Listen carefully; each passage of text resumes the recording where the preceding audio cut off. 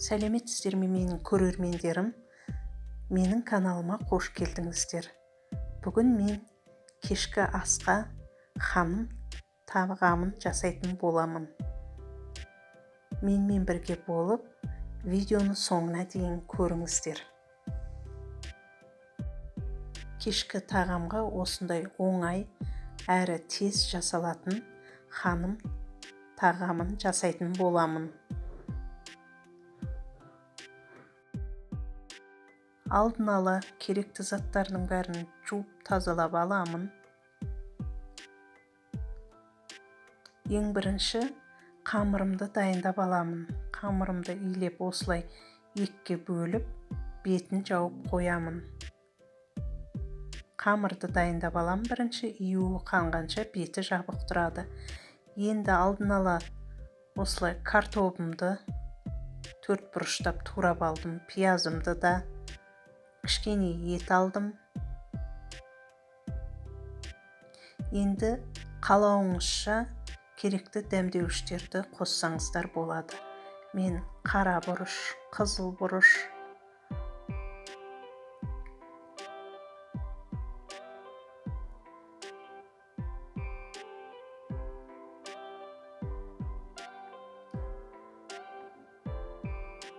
паприка қостым, тұз салдым және керегінше сұйық май қостым.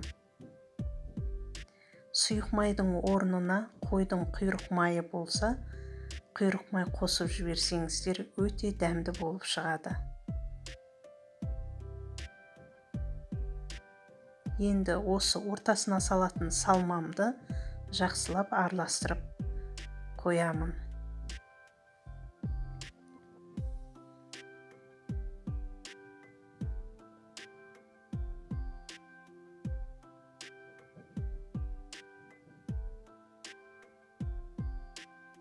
Салмамды міне жақсылап араластырып алдым. Енді қамырымды жаямын. Қамырымды осылай өзіме керегінше жұқалықта жайып алдым. Енді осы қамырды төртке бөлемін.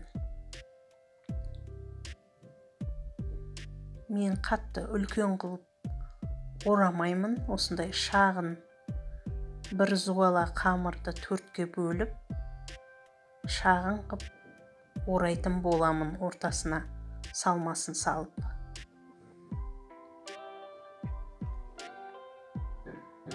Енді маған бір қолмен түсірген ыңғайсыз болып тұр. Бір қолмен жұмыс істеген, салмасын қалай салғаным видеоға түспей қалды.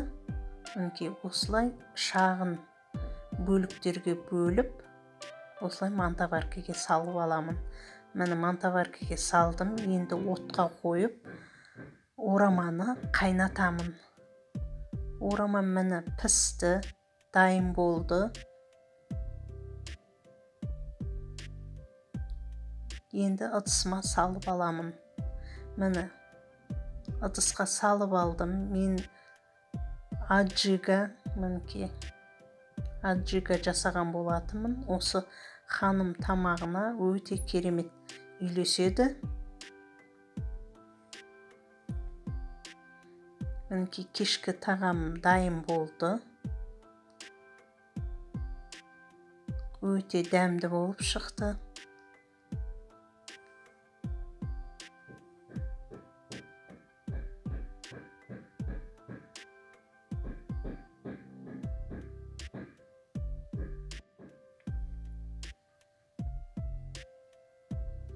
Ханым өте дәмді болып шықты.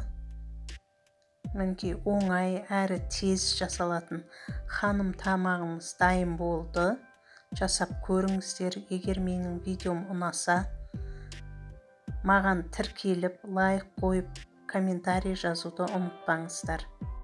Менімен бірге соңына дейін болғандарыңызға рахмет. Келесі кездескенше сау болыңыздар.